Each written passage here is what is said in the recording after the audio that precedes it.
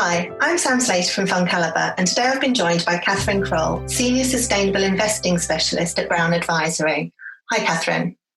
Hi, Sam. I'm so happy to be here. Thanks for creating a space to address this issue. You're very welcome. So, historically, a lot of investment research for ESG issues has focused on the E, the environment, and the G, the governance. But the S for social has taken rather a back seat. Can you perhaps explain to our audience what social issues are and why perhaps this has been the case? Yeah, absolutely. So maybe just starting from the top, I think social issues fall under a pretty wide umbrella. You can think about them as any company or issue or action that impacts people. And that can range from how a company manages its waste in a way that might contaminate a water source, or the products or services it makes that have a footprint on human rights, like responsible or sometimes irresponsible technology, or maybe most obviously the quality and safety of the job it offers, human capital management, right? And I think top of mind recently is how company action can proliferate or alleviate racism, which is an issue that white folks and white passing folks, as a generalization, don't even like to talk about, let alone analyze as an investment risk. So I would argue that that's part of the reason, among others, like issues sometimes being more qualitative than they are quantitative, that we've really seen the investor community swarm around the E and the G of environmental, social, and governance investing,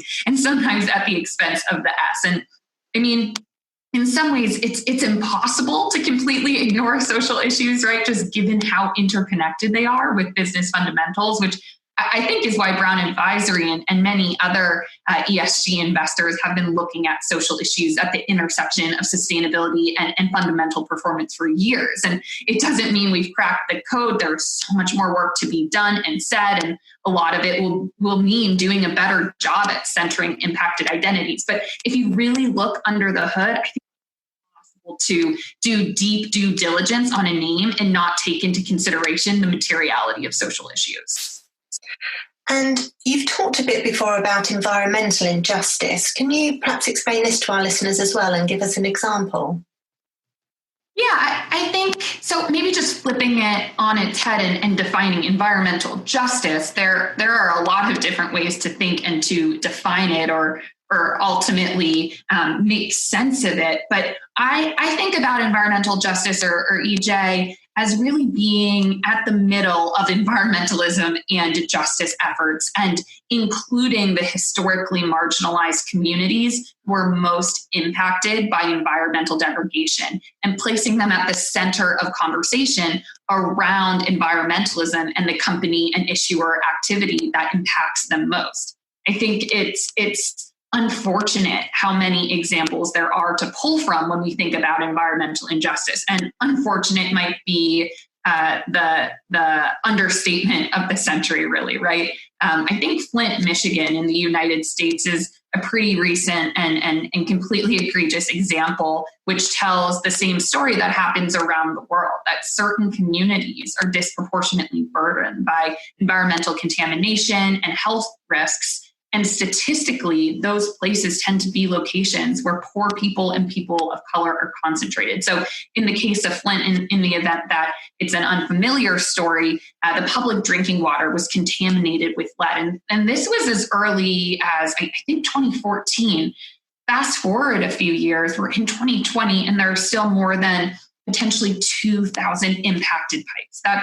That's a lot of time to have not gotten an answer right. And you have to wonder, what role do the demographics of Flint play in the lack of solution or justice? Think about the fact that it's at least 50% Black or African American.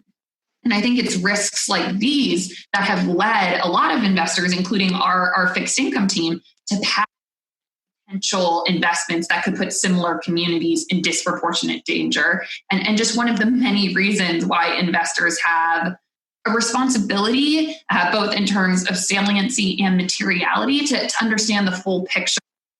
And obviously there's been a lot on the news lately and a big shift in public opinion to get some of these things to change. it's bringing the social to the fore much more. And Generation Z, so teens and young adults, are particularly relevant as they're pushing a lot of this change, and they're obviously the next generations of investors too. So do you think we're finally going to see social come to the fore now?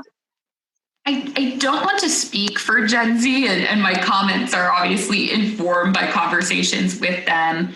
But I think you're completely right that this is a generation that more than ever cares about the values of where they put their money. So I think it's good news for investments and for our civil society that attitudes around social issues are really changing. I think some 90% of surveyed Gen Zers support the Black Lives Matter movement. And it's really seemingly a generation that values authenticity and can really sniff it out. And so if the company where they're buying their products from, or the investment manager that they're trusting with their capital, isn't meeting them where they're at in terms of aligning themselves with their values, I think they'll just look elsewhere. And I would imagine that this would trickle down across really all economic activity, including the investment profile, just like we saw with millennials. And thinking about Brown Advisory specifically and your investment teams, how are you including these social issues in your processes? So when we do our research across our equity and fixed income portfolios, we're looking at a number of different characteristics and really taking it by a name perspective, starting with bottom-up due diligence. We don't think there's any substitute for examining a name where, of course, we'll bring in outside perspectives and we might look at third-party research, but it's really doing that fundamental due diligence on our own that helps us understand a company in a more holistic way. And so depending on the sector, depending on the issuer, there might be more thematic risks and opportunities, but we think across the board, it's important, no matter the name, to look at issues like diversity and inclusion, issues like data privacy, issues like human capital management, as these really are all material factors that impact a company or an issuer's ability to perform. And if we take that long-term performance perspective, we know that companies with more diversity are more likely to have a higher innovation-related revenue source. We know that investing in your workforce might have upfront associated costs, but in the long run, it creates a better business model. And we think about issues like data privacy and AI ethics as really being central to the entire investable universe. We know we have to get these issues right. And if we don't, not only do we believe that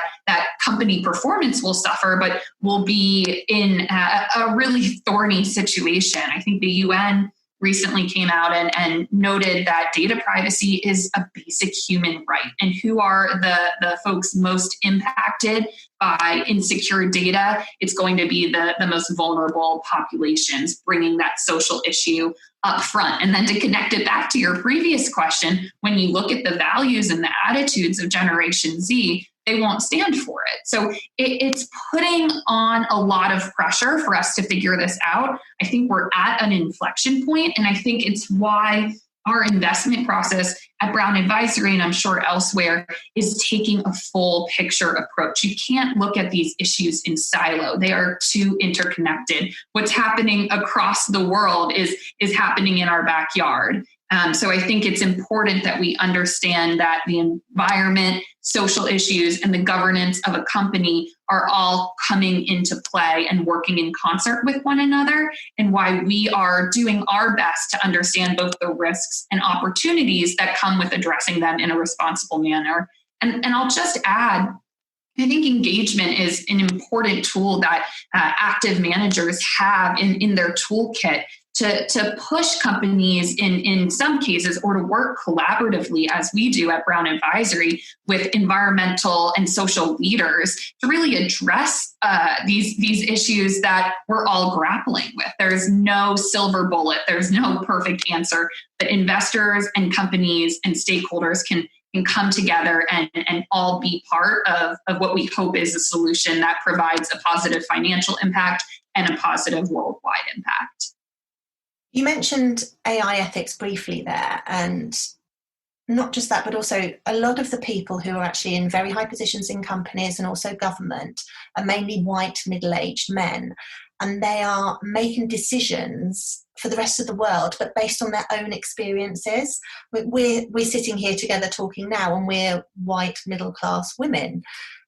So diversity of getting both more females on company boards and in government, also people of different races, just to get that diversity and a proper representation of the world is going to be vital to actually make sure these social changes happen. But from an investment perspective today, how on earth do you go about making sure that you're including all of that in investment decisions?